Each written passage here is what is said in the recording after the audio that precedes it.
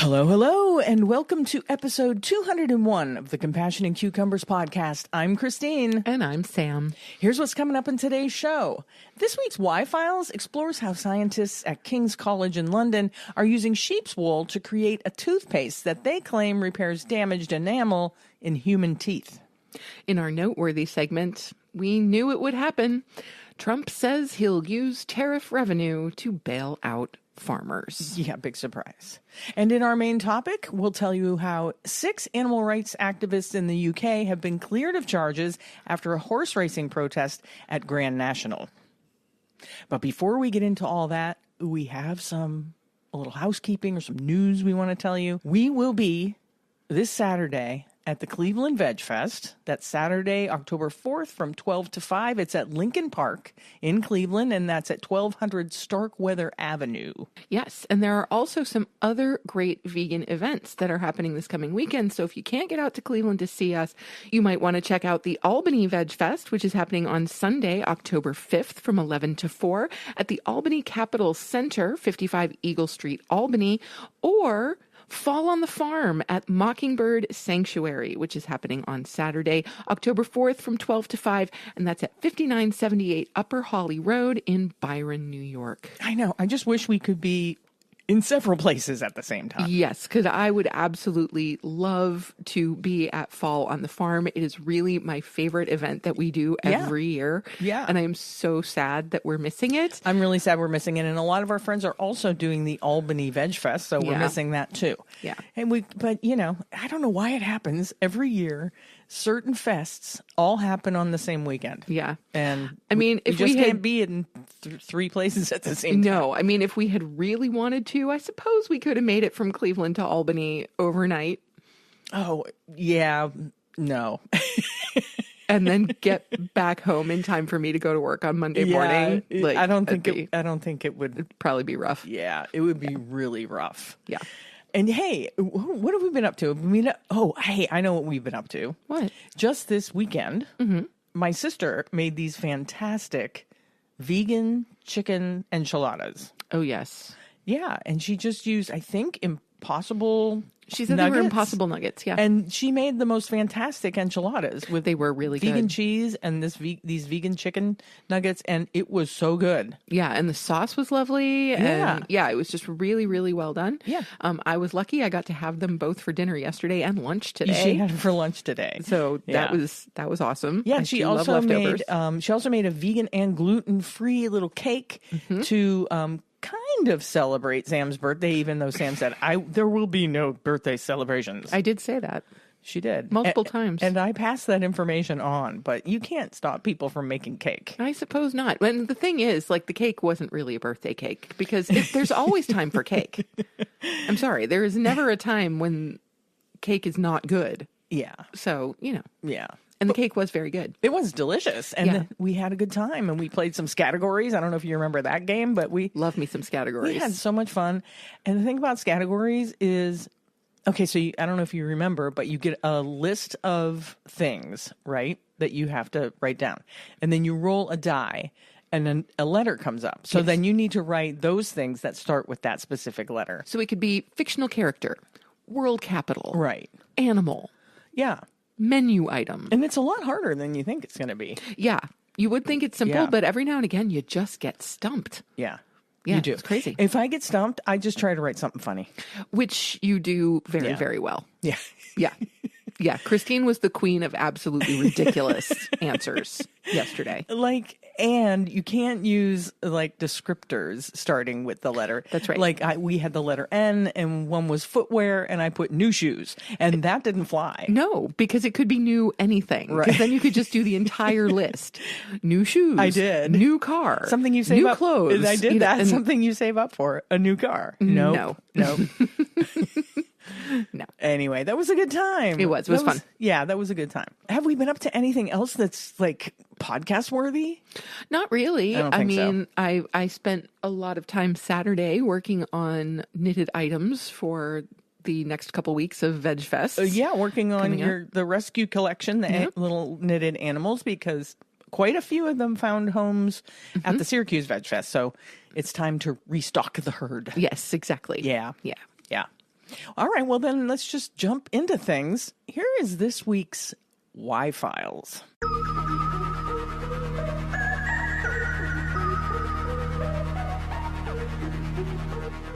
This is coming to us from newssky.com.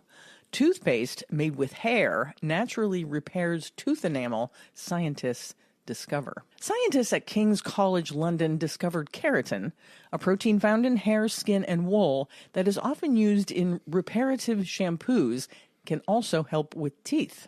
We think it's a game changer, an industry mover to introduce keratin as an actual product within our daily use to protect and heal your tooth enamel without even realizing. Dr. Sharif El-Sharkawi from King's Faculty of Dentistry, Oral and Craniofacial Sciences told Sky News, if you have a micro crack or a very small defect, it would heal itself without even realizing.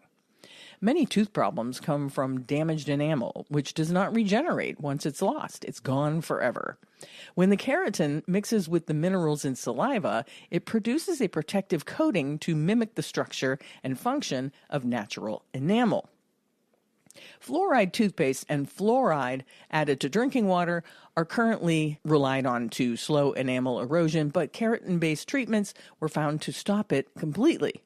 Keratin offers a transformative alternative to current dental treatment, said Sarah Gamia, PhD researcher at King's College London and first author of the study. The treatment could be through a daily toothpaste or as professionally applied gel, similar to nail varnish in more extreme cases. It could be made available for the public in 2 to 3 years, according to the scientists, and is seen as a more environmentally friendly alternative to traditional dental restoration. The test products developed at King's College were made from wool, but in the future, Dr. El-Sharkawi said people could even collect their own hair to extract keratin. Now we're talking. However, for the moment, the King's team is going with sheep's wool because it is highly abundant and it is a bio-waste. It is sustainable and it's good for farmers. The toothpaste will look and feel like standard fluoride paste with a minty flavor and foaming texture, but instead contain enough keratin for daily use. The aim is that we want this to be affordable and to reach the public, said Dr. El-Sharkawi. We don't think that this is going to be a premium product. We would like to get everyone to be able to access it. Okay, so there was one little, glimmer of hope in this article where they said you could use your own hair, but somehow I doubt that you're going to be able to send your own hair to a toothpaste manufacturer and have them make toothpaste out of it. Well, I don't know. I mean, and I don't know that I consider this to be a truly bad thing. Well, no, but vegans won't be able to use it. Well, no. Because of the use of sheep's wool. Of sheep's wool, yes. And I completely understand that. Which is why I'm like, why don't they just use human hair? If they use human hair, would that be okay for a vegan to use? I would assume so. Yeah. I mean, as long as the humans that are donating the hair aren't being exploited in any way. Right. Right? Yes. Yeah. But I think that's a really cool thing. I do too. I think I agree with them that it's a game changer to realize that keratin actually has this restorative effect on tooth enamel. Yeah. That's amazing. Yeah. I mean, I honestly think that's a better use for it than shampoo. Well, yeah, I mean, definitely could save some people some heartache and some money. You know, seeing how a lot of people don't have dental insurance. That's right. Because somewhere along the line, somebody decided that our eyes and our teeth are not parts of our body. Right. Why? I don't know. What? Does anybody know why? I really don't know. If you know why our eyes and our teeth are not included in normal medical insurance, please let me know, because I think it's the most ridiculous thing ever. It is. I mean, and as someone who has really bad eyes and whose glasses are phenomenally expensive. Yeah. It would be so great to have insurance that actually accomplished something. Yeah, really. Most vision insurances usually cover your exams and then maybe a small, minute portion of your frames. And they usually don't even cover lenses at all. Well, I mean, it depends on the insurance. Yeah. But yeah, no, my vision insurance will not come close to covering my lenses. Yeah. Yeah. But anyway, we're digressing. We are. I thought that this was kind of cool, and I'm not sure dentists are going to be, keen on this because I think this could prevent a lot of dental issues for people. It might. I mean, I don't know that it's going to, restore people's teeth to a point that, if someone has a pretty well-established cavity. Well, yeah. I don't know that it's going to repair that kind of work. But if we're talking about really minor problems that then perhaps won't become major problems, exactly, that's amazing. Yeah, I think it would be better used as more of a preventative kind of situation. And if they're talking about it as toothpaste, that's exactly what they're thinking of. Yeah. Is that it would be a preventative measure. Yeah, I just hope that they can figure out a way to either A, use human hair, or B, figure out a way to make synthetic keratin so that it doesn't actually come from an animal. That's a thought. Yeah. Yeah. Yeah. It's a thought. Let's move on to our noteworthy segment. Surprise, surprise, surprise. Yes, indeed. Surprise, surprise. Trump says he'll use tariff revenue to bail out farmers. Yeah, didn't we say this was going to happen? We did. Hill Republicans and powerful agriculture lobbying groups have been pressuring the administration to deliver some kind of farm aid. President Donald Trump said Thursday that he will use tariff revenue to offer cash bailouts for farmers who are struggling with trade uncertainty and other economic headwinds. We're going to take some of that tariff money that we made. We're going to give it to our farmers who are, for a little while, going to be hurt until the tariffs kick in to their benefit, Trump told reporters in the Oval Office. So we're going to make sure that our farmers are in great shape because we're taking in a lot of money. Can we just stop there for a moment? Please tell me how farmers who are being hurt by tariffs, because all the things they use to farm now cost an arm and a leg, but somehow the tariffs are going to turn around and benefit them, even though they're hurt by the tariffs. If they just hang on long enough, the tariffs are going to benefit them, just like the tariffs were supposedly going to benefit all Americans, when really tariffs are just an extra tax that we pay. Yes, companies have to put onto products. That's right. Because it costs them so much more to get them here. That's right. Companies have to pay the tax. They pass that additional expense onto the consumer. Onto the consumer. That's right. So what this really means is taxpayers are getting it twice. So we're already subsidizing farmers. Yes. We're already paying higher prices for things because of these tariffs. Yes. And now we're going to pay for more subsidies, bailouts, really. Mm-hmm. They're not subsidies, they're bailouts. Yes. For farmers that are affected by the tariffs. That's right. Nobody's bailing us out because we're affected by the tariffs. No, absolutely not. Okay, continue. Trump officials expect that Congress will need to authorize the use of tariff revenue for the farm aid package and are hoping lawmakers will include it in their omnibus package due by November 21st, according to 3 people familiar with the talks. That means the rollout of cash will likely start in early 2026. The Trump administration has been exploring several ways to fund a farm aid package this fall for weeks, as producers of top exports like corn and soy stare down a potential economic crisis that's been exacerbated by the president's aggressive tariff rollout. The president, as he conveyed publicly Thursday, likes the messaging of using direct tariff revenue for the farm aid package rather than tapping other funds, according to 2 of the people familiar. Republicans from House Agriculture Chair G.T. Thompson, Republican of Pennsylvania, to Agriculture Secretary Brooke Rollins have also floated using tariff revenue to pay farmers, though the plan could run into roadblocks if the Supreme Court decides Trump's tariffs are not legal. Still, some Hill Republicans are privately alarmed by the proposal to distribute tariff revenue, according to one person with direct knowledge of the concerns. They're worried such a plan would spark major demands from Democrats to insert more of their priorities into the November funding package. And they'd rather USDA tap internal funds like it did during Trump's first-term trade war with China. I think we need to be eyes wide open about how big the Democratic counteroffer to this would be, said the person, who was granted anonymity to speak candidly. Powerful agriculture lobbying groups and lawmakers representing farmers have been privately pushing the administration to step in with cash bailouts as they wait for the new market opportunities Trump has promised he can secure with major trading partners like China. Waiting for a promise from this dude is like, I don't even know what it's like, but it's not a good thing. No. I mean, it's ridiculous. The money that he's promising them from tariffs that B, haven't even really been passed by the Supreme Court, that C, somehow the tariffs that are going to cost them money are going to give them money, that D, they're talking about the Democrats wanting the money to come from the USDA. They will still get their money from the USDA. This isn't going to stop farm bill subsidies that come from the USDA. Mm-mm. What they want is a welfare check now. Yes. On top of their subsidies. Yes. To alleviate the high costs of doing business right now. Mm-hmm. But bank on those promises, people. The pitch being made to the administration is, look, if you don't have some kind of ace up your sleeve here, like an imminent deal with China and or a string of other trade deals that are about to be announced that also happen to lighten the load on soybeans, then there's going to have to be a bailout. One agriculture industry representative who was granted anonymity to discuss the private talks previously told Politico. And there we go again with the entitlement of these corn and soybean farmers. Mm-hmm.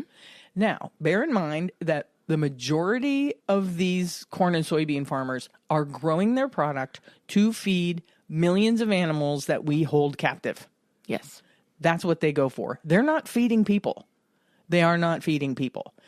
And the majority of those companies that grow that corn or lease the land out to other farmers that grow that corn, they are corporations. They're multi-billion-dollar corporations. So if anybody gets the money, it's going to be the multi-billion-dollar corporations that either lease the land to farmers or own large swaths of farmland in our country. That's right. If there is relief coming from the federal government to farmers, we're really not talking about small family farms here. Yeah. We really are talking about multinational, multi-billion-dollar conglomerates. Yeah. Some of which not only grow the corn and soy crops, but they also run the CAFOs that feed goes to. Yes. Also, the corn and soybeans are one of the highest subsidized produce to begin with. Crops already to begin with. This is true. Even though most of those crops are not going to feed people. That's right. Once again,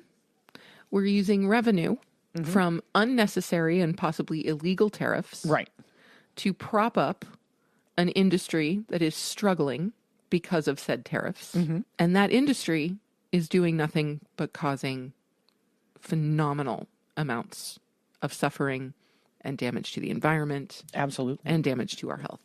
Yeah, absolutely. And we get to pay for it. Yeah. And let's just bear in mind that all of this is just a promise from Donald Trump. Yeah. So this might not even happen. It may not. He's placating these people, certainly, to shut them up. Yeah, I don't think he has any intention of actually supporting them. No, he just says what people want to hear. You know, this is true. Half of the money that he's saying that he's from tariffs that he's relying because of this big deal with China, it hasn't even happened. Nope.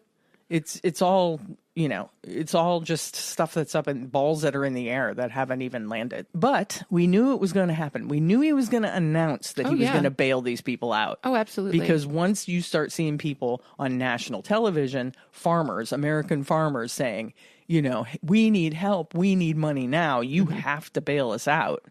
You knew somebody was going to say, we'll bail you out. Right. Yeah. Whether that actually comes to fruition and how that actually happens, of course, remains to be seen. Right. I don't believe for a minute that they care anything about those people, to be honest. Of course not. Especially not the small farmers. Definitely not the small farmers. Yeah. They might care a little bit for the large multinational corporations. Yeah. A lot of your smaller farms, if you live in a rural area and you see they're growing large swaths of soy or corn, those crops are probably going to a larger company. Yeah. Just like around where we live, there are tons and tons of grapevines, fields of grapevines everywhere. But a lot of those grapevines are leased by a company called Welsh Foods. Yes. And Welsh Foods makes grape juice, grape jellies, God knows what else you do with grapes. And then a lot of it goes to winemaking. Yes. The people growing the grapes, they're not using it for their own purposes. Exactly. They are growing the grapes for a larger company, whether it's Welch's or Cliff Star or any other or any of the wineries in the area. Yeah. So that's what those farmers are growing. The reason I'm saying that is because there's this kind of idyllic vision that everybody gets of the small farmer, right? But the small farmer isn't growing soy and corn. The small farmer that you see in that idyllic vision with the red barn and the dogs running in the fields and all that. Those small farmers are growing vegetables for their community. Yes. Those aren't the people that are complaining. No. And those aren't the people we're talking about. No. Those are the people that are self-sufficient and that are feeding their communities.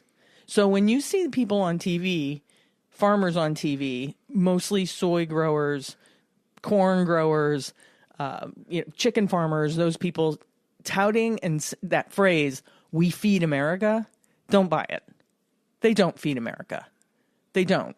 All they do is they keep the cogs in the wheel of animal agriculture turning. No, can't argue that. Yeah. Okay. I'll get off my soapbox now so that we can move on to our main topic.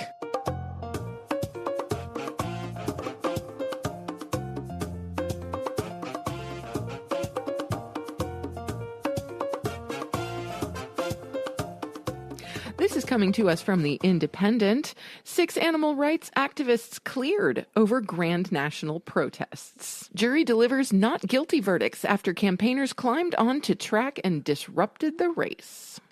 6 animal welfare campaigners have been cleared of causing a public nuisance over protests they staged at the Grand National. 9 activists climbed perimeter fences at Aintree in 2023 and went onto the track to demonstrate against the staging of the race. Some attached themselves to jumps as part of the protest, bringing the racecourse to a standstill and delaying the start. Others tried to glue themselves to security fencing around the track, but were led away by police. Officers arrested 118 people over disruption for what they said were criminal damage and public nuisance offenses.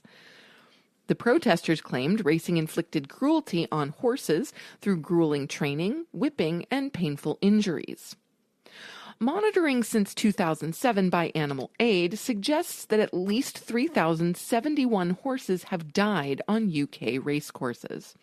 3 died at the Grand National in 2023, and a 4th later allegedly died from an infection following an injury there. At Liverpool Crown Court on Wednesday, the 6 members of campaign organization Animal Rising, who had denied causing a public nuisance, were found not guilty by unanimous jury verdicts. Yay. Justice. A key defense was reasonable excuse, a provision of public nuisance law. The defendants argued that the suffering and deaths of horses justified their actions. Animal Rising said the results showed 12 randomly selected members of the public agreed that disrupting a race to try to prevent horses from coming to harm was not a crime. That's fantastic. It is amazing. Horses have to jump fences 30 times along the 4-mile route of the Grand National course. Sarah McCaffrey, 22, from Glasgow, who was one of those cleared, said over 450 horses have been killed at the races since we tried to halt the Grand National.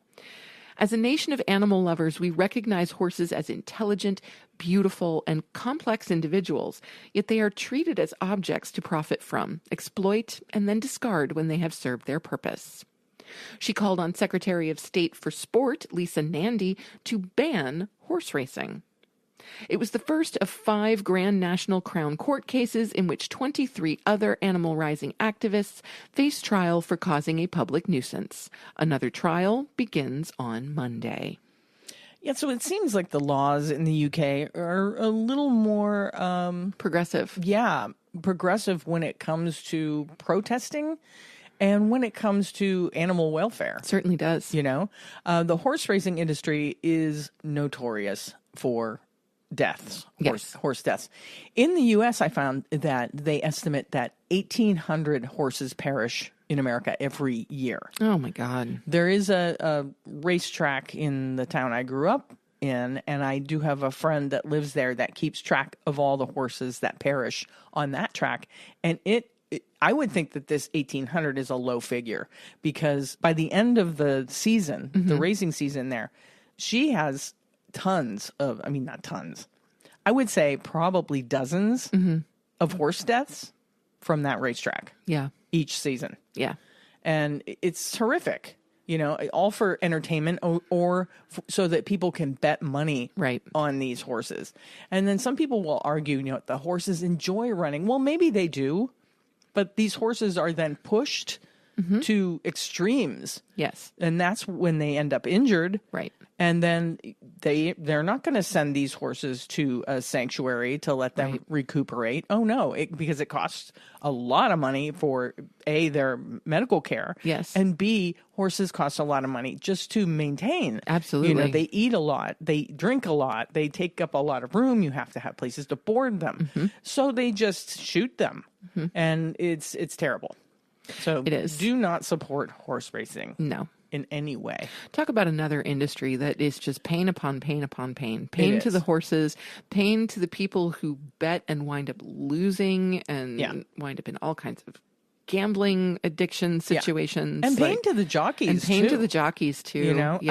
There was a jockey, and I don't remember where he was racing, but he was injured terribly. And he has to have some kind of reconstruction on his spine or something like that. And there was a story on social media somewhere about it. And of course, a lot of vegans jumped on the comment section to say, well, if he wasn't riding horses and blah, blah, blah. And I'm like, there's a time and a place for that kind of conversation. Not when it's an article about the suffering of a human being, Sure, of course. There's a ton of animal suffering involved in the sport that he chooses to do for a living.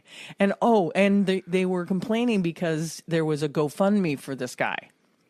Oh. And people were like, well, I looked into it and here's what his earnings have been, And it was just people arguing that he shouldn't have a GoFundMe to help pay for his medical expenses. Well, if you don't believe in the GoFundMe, don't support the GoFundMe. Exactly. Just don't donate. Don't donate. Just don't donate. It's that simple. Yeah. While I don't agree with how this guy makes his money, he makes his living.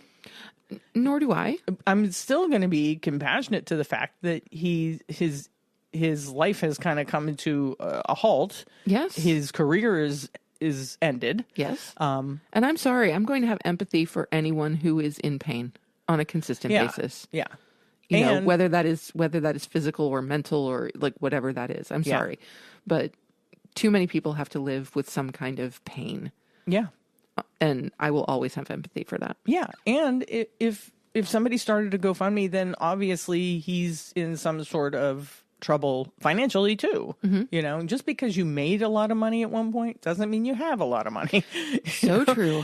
A lot of people don't know how to hang on to it. That's right. Back to the point of this article. Yeah, the point for a moment is yes, and thank you to the Liverpool courts who are holding up the right of these protesters to in fact protest. To protest, yes. And to declare that they have not committed a criminal action. That's absolutely amazing.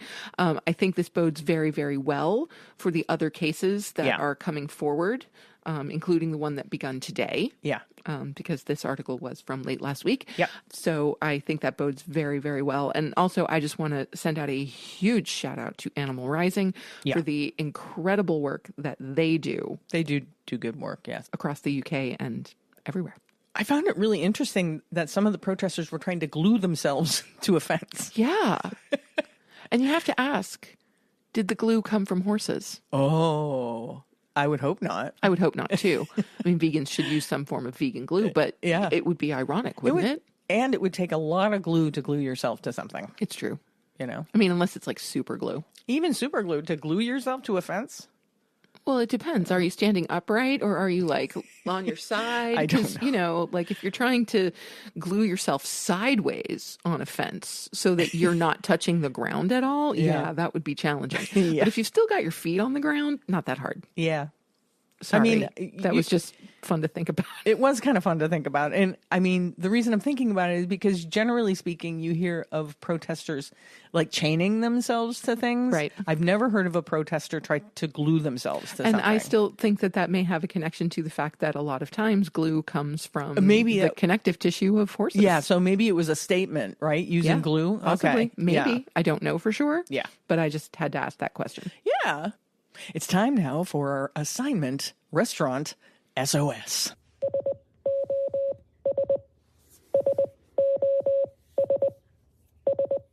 This week's Restaurant SOS focuses on Soul Miner's Garden. I love the name, by the way. I know, right? That's just so great. Right? Located at 1801 North Graham Street, number 101 in Charlotte, North Carolina. We were made aware of Soul Miner's Garden by our friend Christine that came across them on a recent trip south. They are a woman and family-owned small business that started out as a food truck in March 2020, 1 week prior to the COVID pandemic hitting the States. You know, a lot of people started businesses right before COVID, and it's like, what are the odds that you'd start a business and there'd be a pandemic a week later? Yes. Yeah. They say it is our passion to continue offering a variety of flavors for every palate while being conscious of our impact on the environment, sourcing as many fresh and local ingredients as possible to deliver the best quality of food to all of our customers while supporting other small businesses along the way. You do not have to be vegan to enjoy our food. I like that. I do too. And, you know, you should always, if you have a vegan restaurant that you like to support, bring all of your non-vegan friends with you. Absolutely. When you go, because it can be kind of eye-opening for some people that think that vegan food is weird, you know? Yeah. So you want to take a look at their menu? Of course I do. Oh, I'm loving this already. Ooh, they have a shroom and Philly. Seared oyster mushrooms, tricolor bell peppers, onion, and melty vegan cheese. Ooh. I am looking at the BBQ quesadilla, which is a local soy and wheat-based chopped-style BBQ grilled inside of a whole wheat tortilla with a coconut-based cheese. It is grilled to perfection and topped with barbecue sauce and green onions. That sounds good. Yeah, they have a Reuben on their sandwich, so I'm just not going to look any further. No, I'm kidding.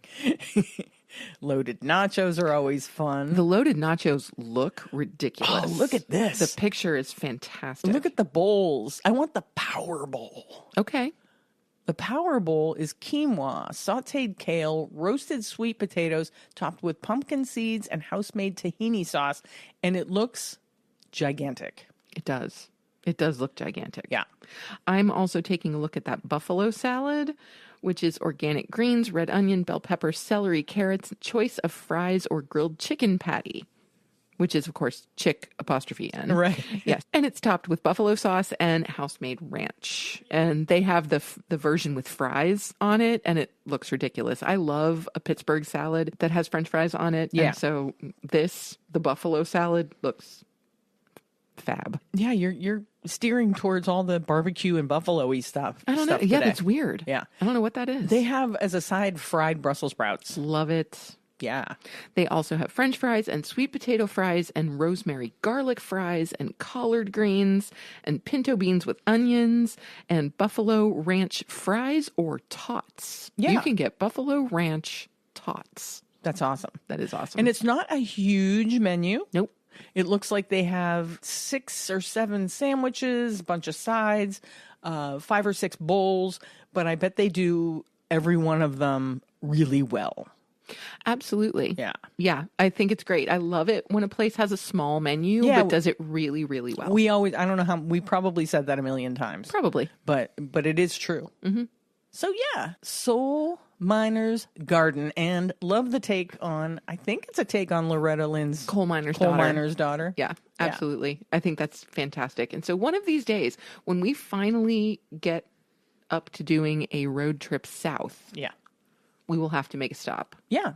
If you've supported Soul Miner's Garden, and you've taken a picture of your food, please email us a recent photo of your meal and tell us what it is, and we'll enter you to win a gift card in our vegan dinner winner contest. It's now time for our favorite portion of the show. Must be listener shout-out time. It's listener shout-out. Just want to give a shout-out to all my fans watching. I love you guys. I love you. This week's shout-out goes to Jessica DiCarlo. Jessica recently signed up for our weekly newsletter. Thanks for subscribing, Jessica.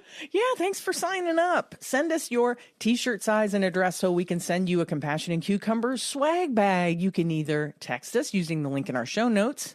You can email us at compassionandcucumbers@gmail.com or simply DM us on Instagram or Facebook. And for the rest of you out there, if you want a listener shout-out, please text, email, or DM us. Let us know what you think of the show and tell us a little bit about yourself. You can also always nominate someone else for a shout-out. You can. And I've said it before, but I'm going to say it again.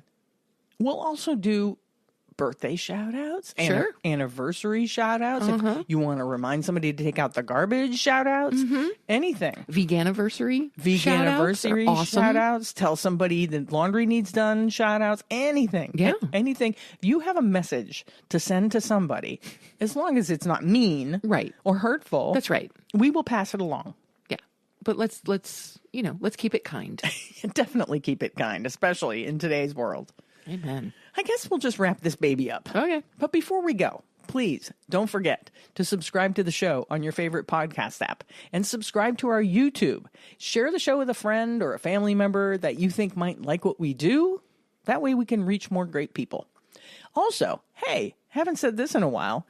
If your podcast app allows you to rate and review the show, please rate and review. And if you're familiar with our back catalog, you know what we want. Oh my God. 5 stars. You have not said that in years. 5 stars, baby. Oh my God. There 5 was a stars. time where Christine was obsessed with the 5 stars. And now it's back. Yeah, I mean, reviews do help our visibility It's on true. like Apple Podcasts. But if you feel the need, because it's been a while since we've gotten a review on Apple Podcasts, if you listen on Apple Podcasts, drop us a review. It doesn't have to be 5 stars. It can be 4, 4.5. That's fine. Give us what you think we deserve, really. Review us honestly. Because, Yes, come on, give us the feedback. We are always open to constructive criticism. I'm open to the criticism. Hey, if you want to get news about the show, you can do that by subscribing to our weekly newsletter at compassionandcucumbers.com. And with that, it's time to sign off. You have just listened to episode 201 of the Compassion and Cucumbers podcast, and there's nothing left to say, but where cukes and compassion are always the fashion. On the podcast. Thanks, James. Have a great week, everyone. We'll talk to you next Tuesday, and we'll tell you all about the Cleveland Vegfest. We sure will. We love you. We do. Bye-bye.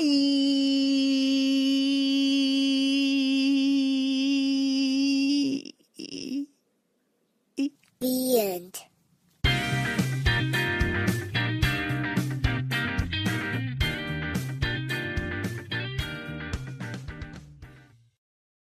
If you'd like to support the Compassion and Cucumbers podcast, well, you can do that by hopping on over to our Patreon page and becoming a patron.